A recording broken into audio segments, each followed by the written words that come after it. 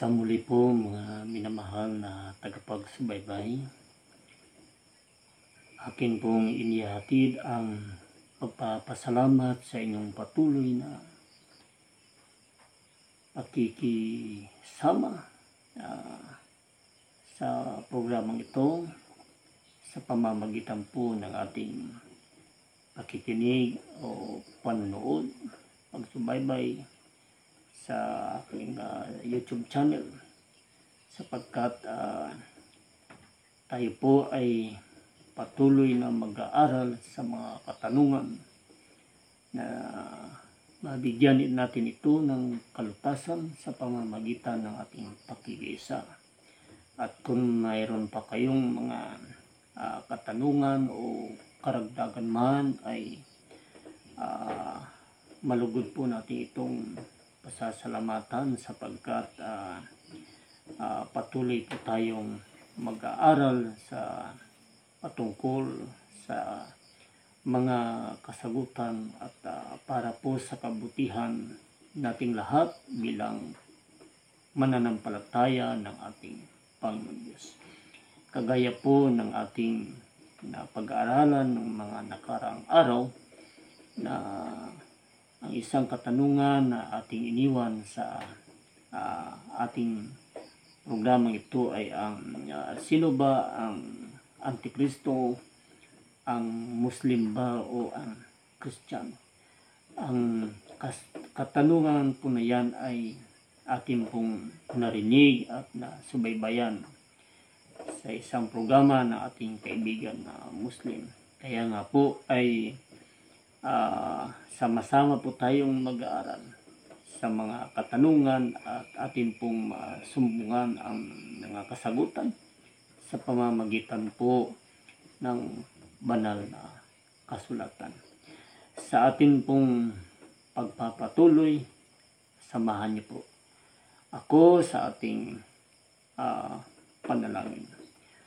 Makapangyarihan Diyos, patnubayan kami, kasihan kami ng iyong banal na Espiritu upang aming matanggap ang makalangit na kaalaman at pangunawa at aming masumpungan ang kasagutan sa mga katanungan na siyang nagbibigay sa amin ng kaliwanagan patungkol sa mga kinakailangan upang kami ay mabuhay ng ganap at sakdal. Tulungan dinawa ang aming mga mahal na tagapagsubaybay, maging ang kanilang mga mahal sa buhay. Anuman ang mga gawain sa mga oras na ito, ay ipagkaloob sa amin ang mababang puso, ang kasiyahan, ang makalangit na pangunawa. Ang lahat pong ito ay aming hinihiling, pinasasalamatan, patawad po sa aming nagawang pagkakasala sa pangalan ng aming Panginoon Hesus na siyang aming tagapagligtas. Amen.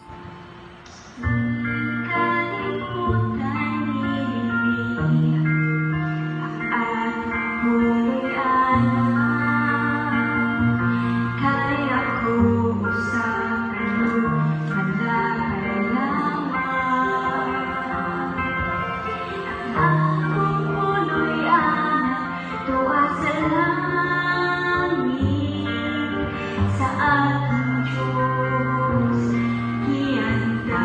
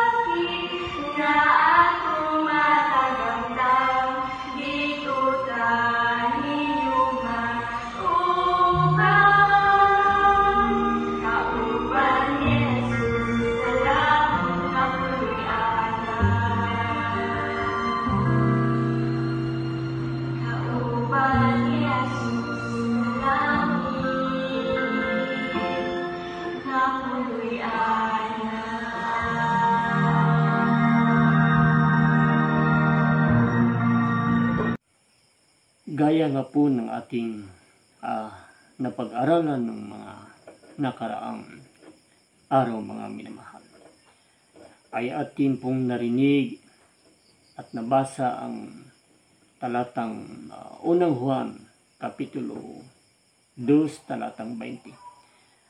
At sinasabi po rito na kayo'y may pahid ng banal at nalalaman ninyo ang lahat ng mga bagay.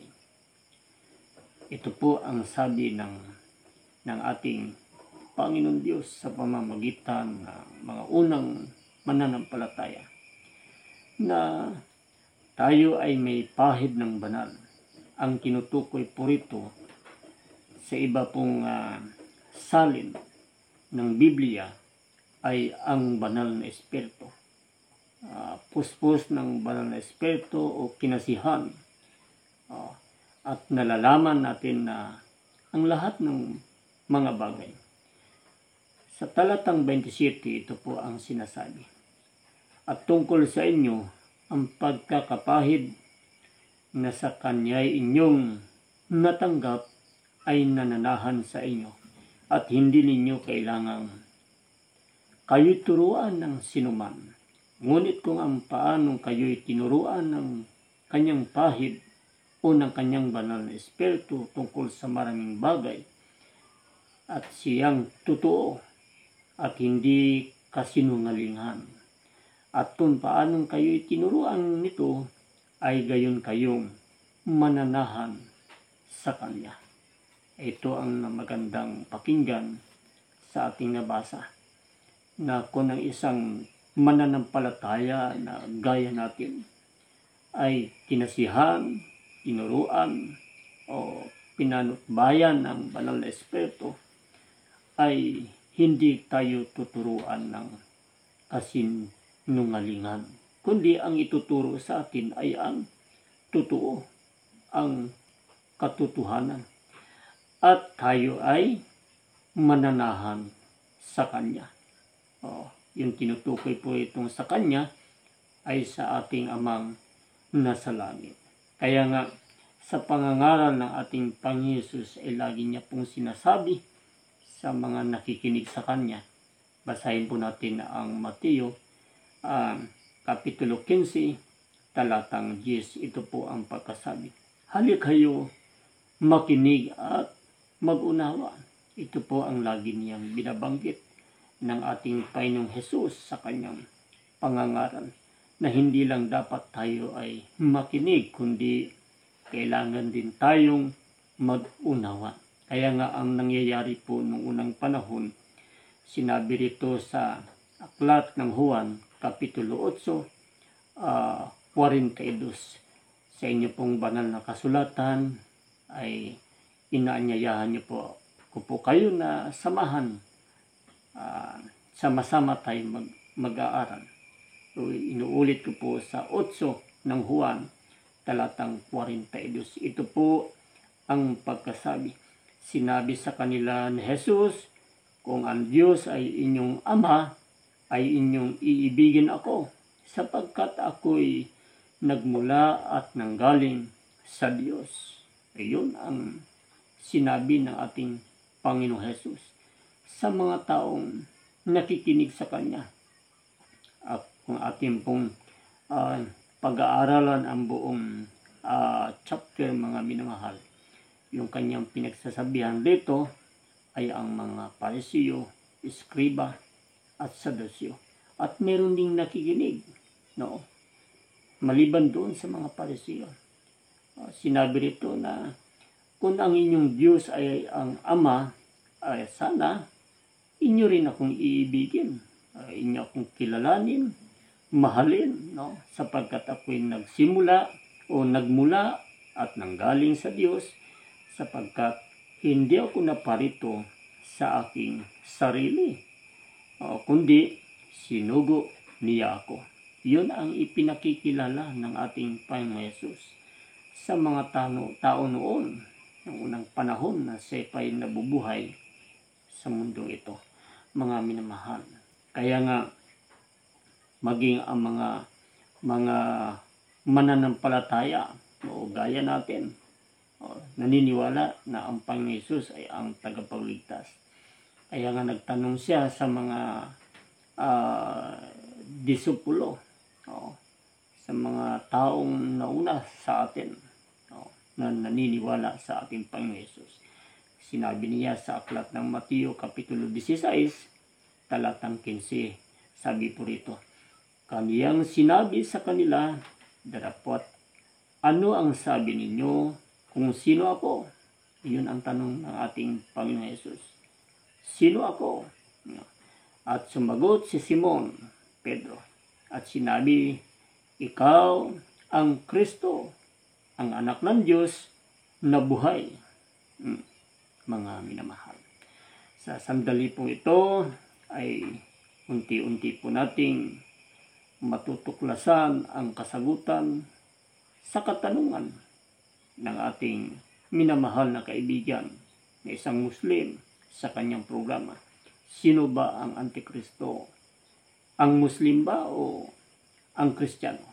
Uulitin ko po na hindi po binanggit ng ating Panginoon Diyos sa Biblia na ang Antikristo ay ang Kristiyano o ang Muslim.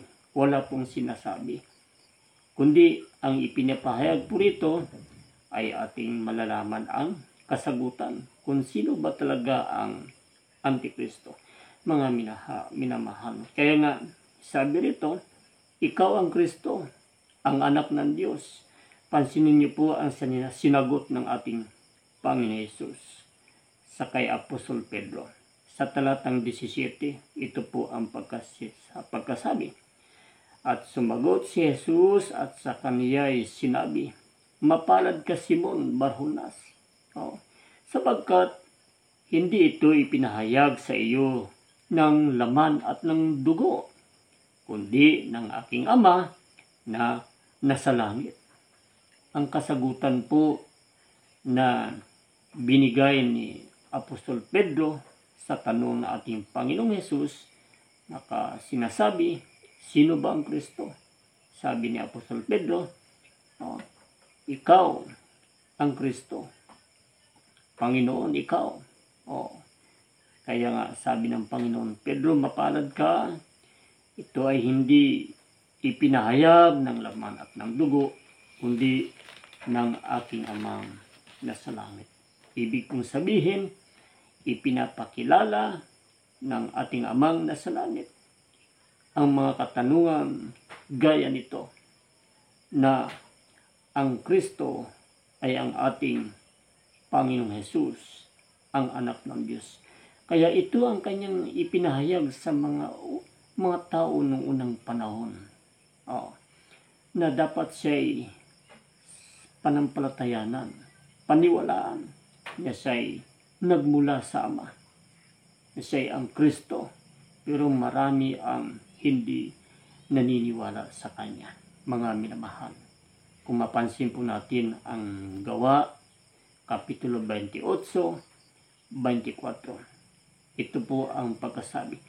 Maraming naniniwala sa Kanyang salita at marami rin ang hindi naniniwala.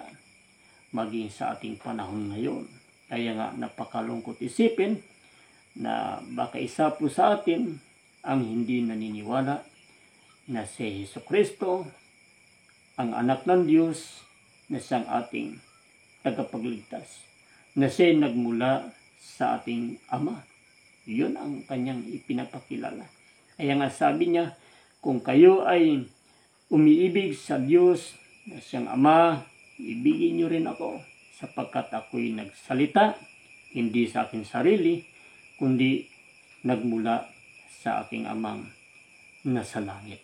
Kaya nga napakalungkot isipin, napakalungkot pakinggan kung ating pong mababasa ang aklat ng Juan, Kapitulo 10, talatang 20. Basahin po natin, mga minamahal.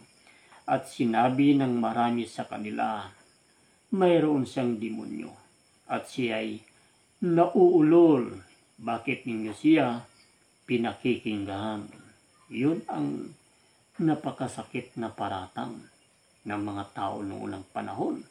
Maaring Huwag sana nawang mangyari, mga minamahal ko na tagapagsubaybay, na isa sa atin ang hindi naniniwala na ang ating Panginoong Hesus ay ang Kristo, ang anak ng Diyos na siya nagmula sa Ama. Isinugo ng Ama para sa ating kaligtasan. Kaya nga, hindi po ba? And many of them said, he hath a devil and is mad. Why hear you him? Yan ang sabi. Bakit kayo nakikinig? Nauulol siya. Kung sa Bisaya ito ay nga kamong nagapamati sa iya. Mayawa siya, buang siya, hindi siya nagikan sa Diyos. Hindi po ba? Yun ang paratang sa kanya. Nino? Ng mga taong hindi naniniwala na siya ang Kristo, ang tagapagligtas, ang anak ng Diyos, na siya nagmula sa ating Amang nasa langit. At yun ang tinutukoy ng Biblia na Antikristo. Basahin po natin. Unang Juan, Kapitulo 2, talatang 22. Sabi rito, who is a liar? But he that denieth that Jesus is the Christ. Hindi po ba? Sino ba yung sinungaling? Hindi yung hindi naniniwala na siya ay ang Kristo. Yun ang sabi rito. Hindi naniniwala na ang Ama ay ang anak, o ang sinasabi the Father and the Son. Hindi siya naniniwala. Yun pala ang tinatawag na Antikristo. Ang tumatanggi sa anak ay hindi sumasa kanya ang Ama.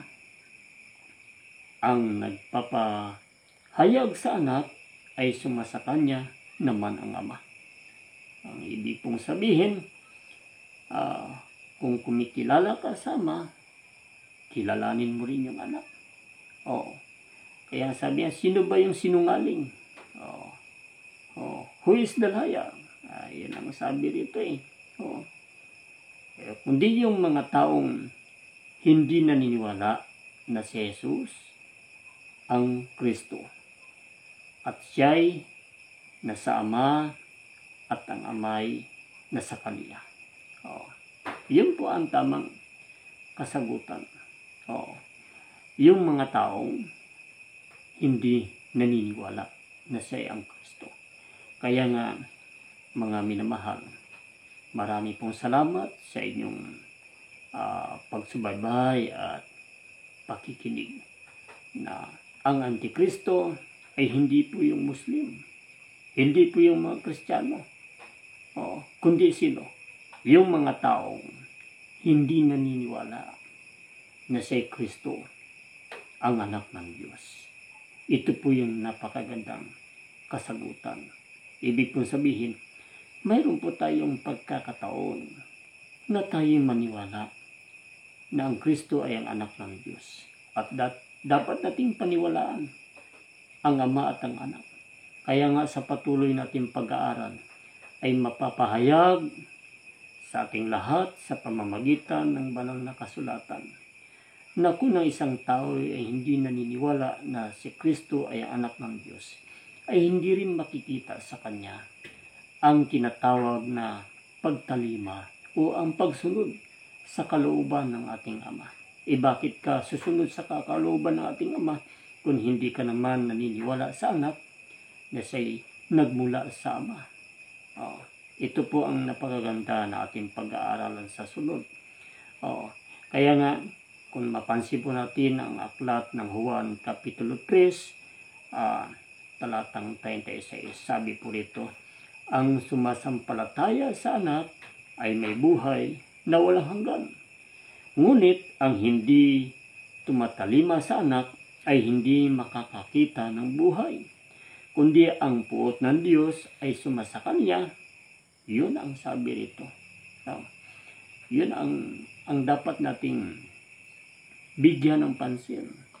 maliban na ikaw ay hindi naniniwala na ang Kristo ay ang anak ng Diyos, ang ating Panginoon Jesus, narito po ang ating mapapansin at ang hindi tumalima sa anak. Kaya nga tama po yung ating pag-aaral, ang ating pagsama-sama sa mga sandaling ito sa pag-aaral ng banal ng kasulatan tungkol sa mga kasagutan sa ating katanungan. Bilang karagdagan po ay akin po kayong pinasasalamatan at nawa ay sa muli nating pagsasama sa patuloy nating pag-aaral patungkol sa katangian ng tinatawag na Antikristo ay atin pong matutuklasan kung ano pa ang mga bagay na itinuturo ng Antikristo sa mga taong naniniwala sa anak ng Diyos na siya'y tagapagligtas, yaong Kristo na isinugo ng ating Amang nasa langit. Aking pong dalangin, patuloy po kayong pagpapalain, maging ang inyong mga mahal sa buhay, ngayon at magpakailanman. Ito pong aking dalangin.